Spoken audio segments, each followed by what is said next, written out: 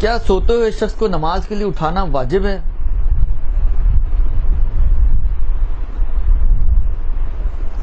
یعنی ابتدائی مسئلہ تو یہی ہے کہ بالآخر آپ کی ذمہ داری نہیں ہے کہ اس کو اٹھائیں، آپ پر واجب نہیں ہے کیونکہ یہ آپ کی ذمہ داری نہیں ہے، درست؟ اب ممکن ہے کوئی آ کے کہ جی اسباب امر بالمعروف، وہ نماز چھوڑ رہا ہے یا چھوڑ رہی ہے تو اسباب امر بالمعروف واجب ہو جائے، تو امر بالمعروف کا مورد نہیں ہے یہ۔ پہلے مجھے یاد پڑتا ہے ایک دفعہ یہ بحث ہو چکی ہے امر بالمعروف کی، اس وقت میں نے عرض کیا تھا کہ دیکھیں امر بالمعروف اور نہی عن المنکر یہ وہاں ہوتا ہے کہ جہاں پر کوئی معروف کو معروف سمجھتے ہوئے چھوڑ رہا ہو تو آپ کریں گے امر اس کو کہ اس کو انجام دو، اور کوئی منکر کو منکر سمجھتے ہوئے ترک انجام دے رہا ہو تو آپ اس کو پھر امر کریں گے، یعنی روکیں گے کہ نہ کرو۔ لیکن یہ تو سویا ہوا آدمی ہے، تو غافل شخص ہے، درست؟ نائم ہے، سویا ہوا ہے، اس کے اوپر تو سوئی ہوئی حالت میں تو تکلیف ہی نہیں ہے، اس کے اوپر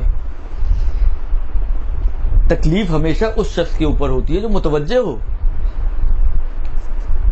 مثلا فرض کریں حالانکہ کوئی اعلان کیا جائے یہ کام آپ کریں، آپ مثلا پتہ نہیں اپنے کسی خیالوں میں گم، آپ نے سنا ہی نہیں، تو آپ جو غافل ہیں آپ کے اوپر تو تکلیف آئی نہیں ہے، اس لیے آپ کر کے بھی نہیں آئیں گی وہ کام جو کہا جائے آپ کو، اس لیے کہ آپ کو تو پتہ ہی نہیں کہ کوئی اعلان ہوا ہے۔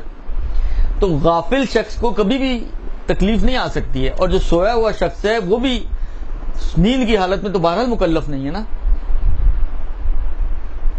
اب وہ اس کی اپنی مثلا فرض کریں بعض صورتوں میں بعض کنڈیشن میں ذمہ داریاں بن جاتی ہیں کہ وہ الارم لگا کے سوئے، کسی کو بول کے سوئے، بالآخر وہ اہتمام کر کے سوئے کہ بالآخر وہ اٹھ جائے، وہ اس کی اپنی پرسنل ذمہ داری بعض صورتوں میں بنتی ہے۔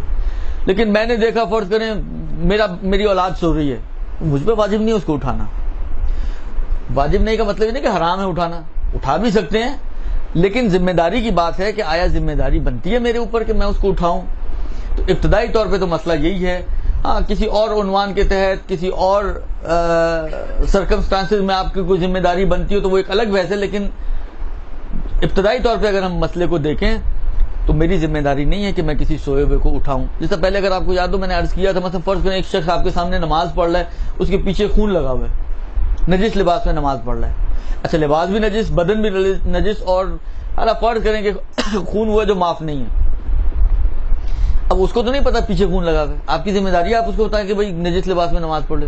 نہیں، آپ کی ذمہ داری نہیں ہے، اس لیے کہ اس کو تو پتہ ہی نہیں ہے، اس کی نماز بھی صحیح ہے۔ مزے کی بات یہ ہے کہ اس کی نماز بھی صحیح ہے، آپ پہ بھی واجب نہیں ہے۔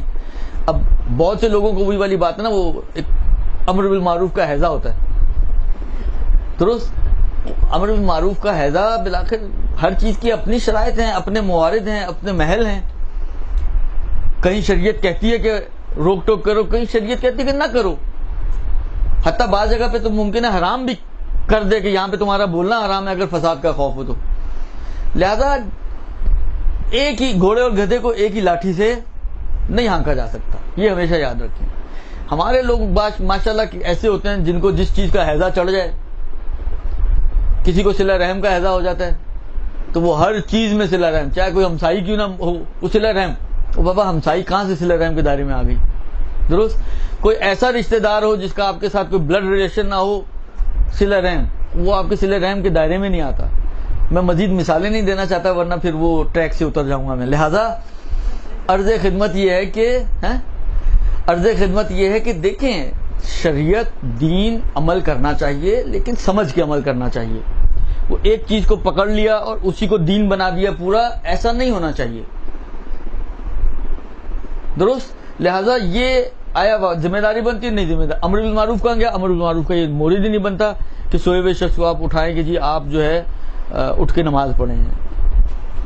یہ اگلا سوال۔ برحمتک یا ارحم الراحمین وصلی اللہ علی محمد وآلہ